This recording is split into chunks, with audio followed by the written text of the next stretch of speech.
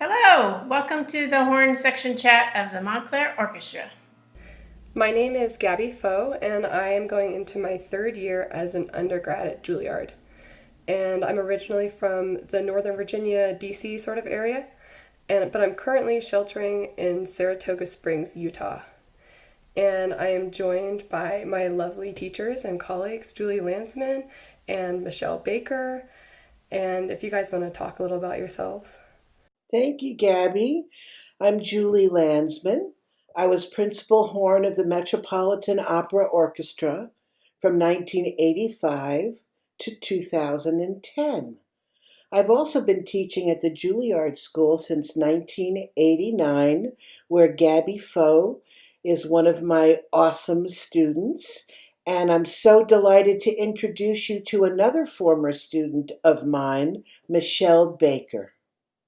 Hi, I'm Michelle Baker. I was the second horn at the Met for 27 years, and I believe Julie and I played there together for 20 years, something like that. And before that, I was in the New Jersey Symphony, and I teach at Manhattan School of Music and Montclair State University. This is such an interesting section to play with because Julie is my teacher at school, and we've also worked together at Music Academy of the West. And I've worked with Michelle too, both in high school and like in lessons and mentoring sessions. But Julie and Michelle actually had a teacher-student relationship once upon a time. If you guys want to talk about that. Julie was my teacher my junior year of college when I was at University of Houston. And then she left me and moved to New York to play in the Met. And but we stayed in touch, and she encouraged me to come to New York. And I studied with her teacher, James Chambers, at Juilliard. But Mr. Chambers was okay with me continuing to study with her. And so I had two teachers, basically. And then Julie helped me to get the New Jersey Symphony job, and we played together at Marlborough Music Festival. And finally I got the Met job, and that was also with lots of her help and guidance, and I'm eternally grateful.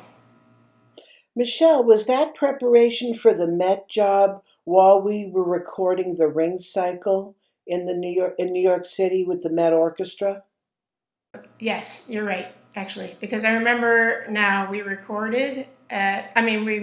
had a mock audition at the place downtown where you guys were recording. I can't remember the name of it. Exactly. Manhattan Center. I remember that well, Michelle. We used to have lessons in between recording sessions. And I remember we ran into Jessie Norman a few times, who was doing the recordings with us while she was warming up and we were having our mock auditions. It was a very exciting time for everybody. So it was kind of awesome when I got to when I got the job at the Met and got to play with my teacher, and we had continuing our relationship to this day, transitioning from teacher student to just colleagues. Colleagues and friends, and we still teach together sometimes, and I send my students to Michelle and vice versa. She's a bit of a feeding pool for my Juilliard class, and it's a beautiful thing. Yeah, we often would get the giggles playing at the Met for various reasons, and maybe mostly being overtired. But it was sometimes hard to play because we were laughing so hard. We were laughing so hard we were crying.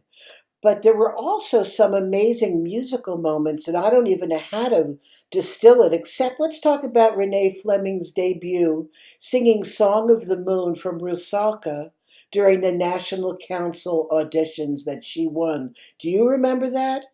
I do. It was unforgettable. What's your memory of that?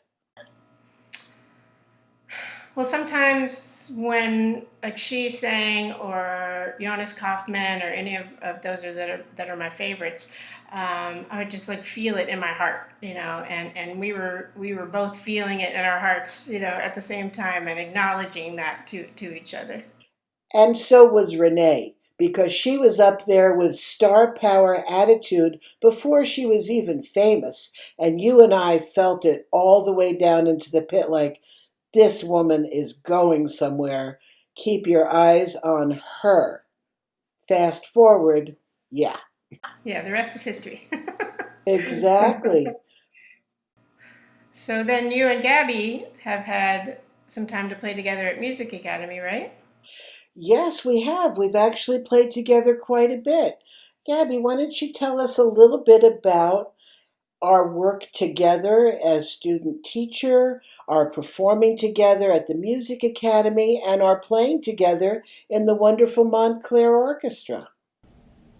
Yeah, so I actually met Julie, I think when I was 12 years old. I don't think she remembers this at all.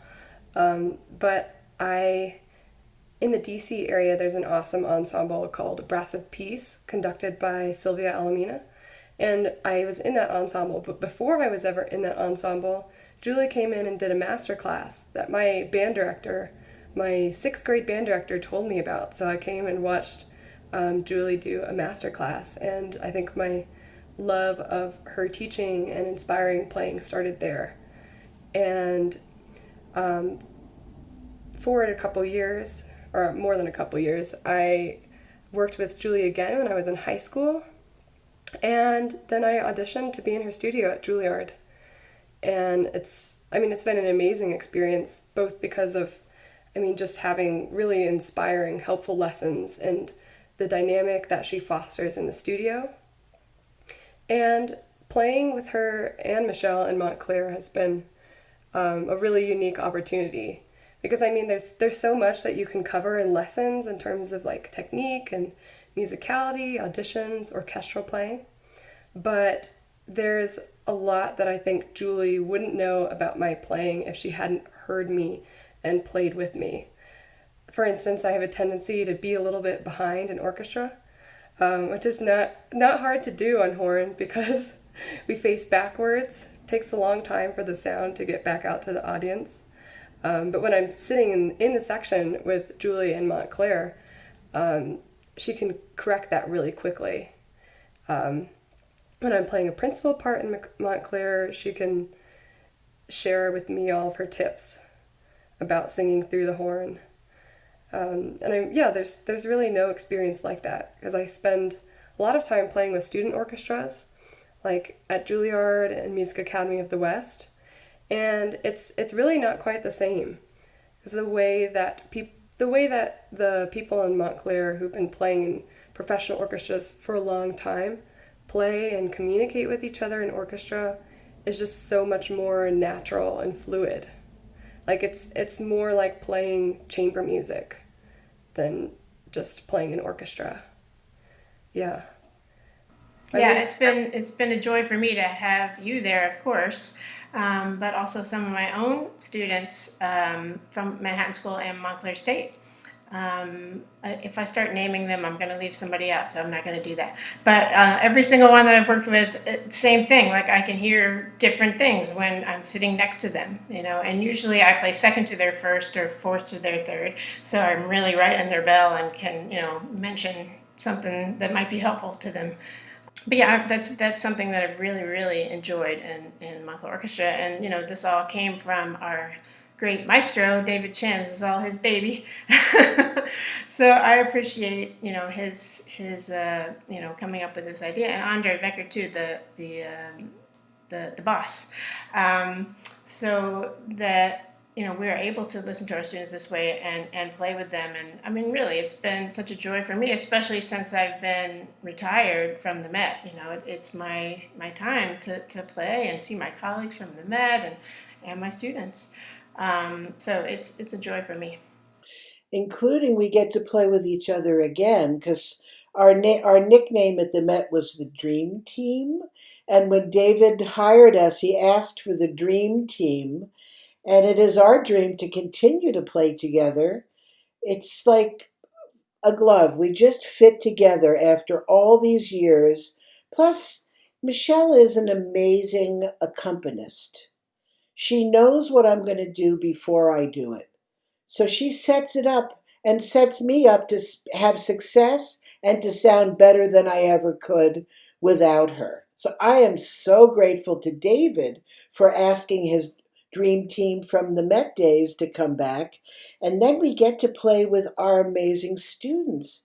And there's nothing finer for me at this point in my career as a mentor and teacher than to play with my students. I love it.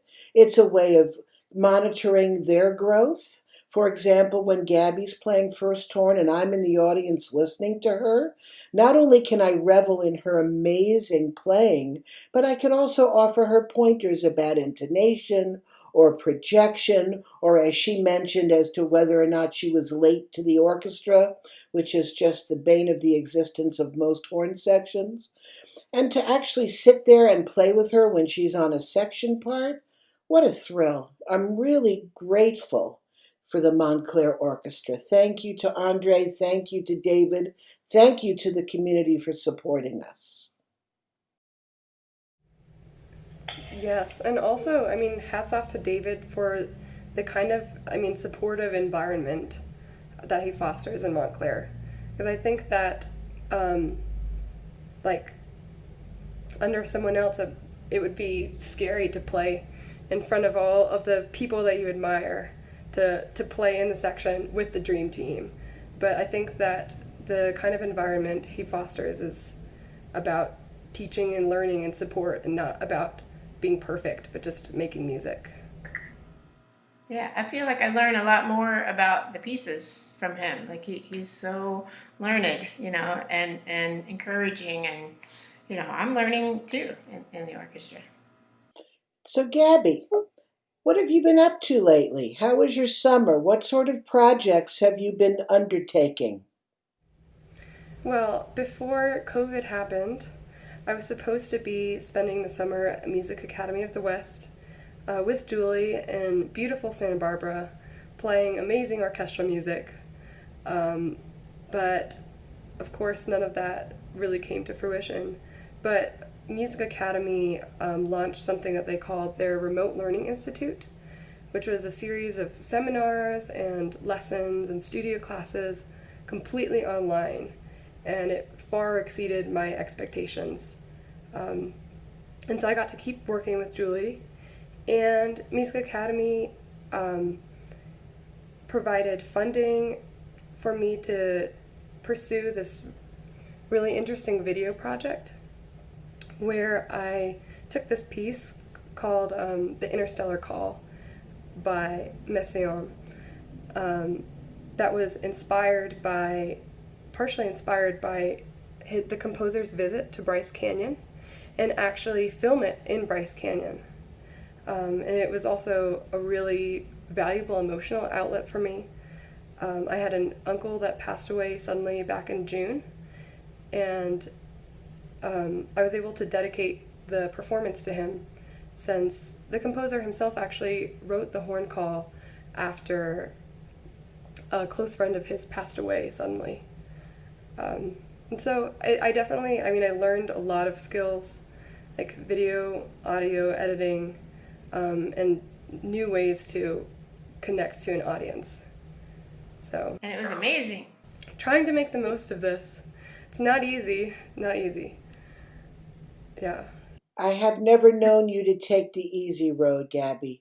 You're a very hard working, dedicated student who you push yourself very hard, sometimes a little harder than I wish, because there are times to sit back and go, I did a good job. And I hope you're able to do that through all of the accolades.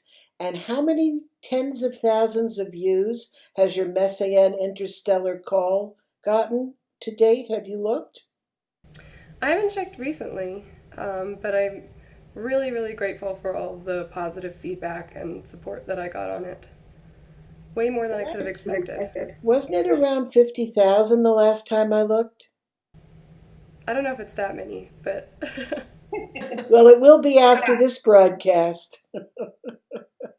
It's on social media, it's on YouTube as well. yeah, yeah. Easily accessed. I highly recommend everyone watch this deeply inspired video and musical um, tribute to her uncle. And this was something we worked on during the Music Academy Remote Learning Institute program that happened this summer, which was a surprisingly successful venture for everybody.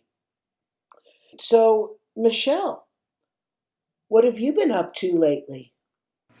Um, well, I'm the chair of the brass department at Manhattan School of Music, and that has, a lot of preparing, planning, scheduling, meetings, lots of things like that, and trying to learn how to learn my computer better so I can do some remote teaching and remote classes. And I have a long way to go, but I'm trying. And so spending some time doing that, taking some courses, not courses, but like webinars on, like just the things that Gabby was talking about, the editing and all that stuff. And I'm trying to practice. And I did go to Texas to see my parents. But other than that, we're basically home, and I'm missing my grandkids like crazy. And Julie and I actually worked on a project together. It's called The 8D Sound. the 8D Sound, right? And our video is up on YouTube and everywhere on social media, and I would imagine that most of you have seen it by now because there's been lots of views. And it's a piece called Sleep by Eric Whitaker, and there are 8 of us that recorded remotely, and it turned out quite beautifully. I'm very happy with it. Yeah, Michelle and I had a dream to put out some social media playing on our very favorite instrument of choice, the Con 8D French horn. So she and I went into the studio a few months back and laid down some tracks, but we didn't include video. This was well before COVID and before there's so much social media that includes video. But we did do some beautiful playing that we hope to release on this same website called the 8D Sound. In the meantime, we approached several other horn players who play on the same instrument that we love, the Con 8D. They all happen to be my former students. So we've got this amazingly beautiful video out. Again, it's the music by Eric Whitaker called Sleep. And I think we've had maybe a 500,000 views the last I looked. Yeah. Yeah, it's hot. So check us out online if you're interested in more. And there's more to come. There's definitely more to come. Maybe Gabby can join us on one of those. Yeah, except that I'm not on a Con 8D right now. Oh, don't you still own one? I have a Holton. Oh, okay. Never mind. Is that close enough? Julie, what have you been up to? Oh, thank you for asking, Michelle. I've decided that this pandemic was going to present for me opportunity. I'm the type of person to see adversity as a challenge to rise above the difficulty. So during this pandemic, which by the way, the last concert I played was with Gaby in Montclair with the Scottish Symphony and Gaby playing the Orkney Wedding, Peter Maxwell Davies, where she just sounds like a star. That was our last concert. It's so sad. Was that March 6th, Gaby? Something like that, yeah. Since that time, I actually landed a new job. I won a position at USC in Los Angeles. And right now, I'm actually speaking to you from my second home in Santa Barbara, California. Over the next 2 years, I'll be teaching both at Juilliard and at USC. And again, with this pandemic and so much remote learning, it's certainly a possibility. It doesn't really matter where you are in the world right now. We've had so many international and national teaching with each other. During the pandemic, the music community has really risen to the occasion. And at this time, I am teaching both in Los Angeles online and both in New York. online. I'm very excited about it that in 2 years I will be moving out here completely and closing up shop in New York, which just is sad. I'm a New Yorker through and through, but I've also had a dream to live in Santa Barbara and swim outdoors every day for the rest of my life. So that's the plan. All is going according to plan. And soon Gabby and I will be starting our Juilliard private lessons again. But we've been meeting online all summer, including recently. Juilliard has a bit of a summer program going. So we've had wonderful master classes with our great horn class. And moving forward, we're just hoping for good health for the country, a revival of our poor business called the performing arts, which has taken a severe hit during this pandemic. We're hoping to keep it alive and resuscitate it, moving forward with tremendous conviction and success. And we hope to play with David on the podium very soon. Okay. Bye.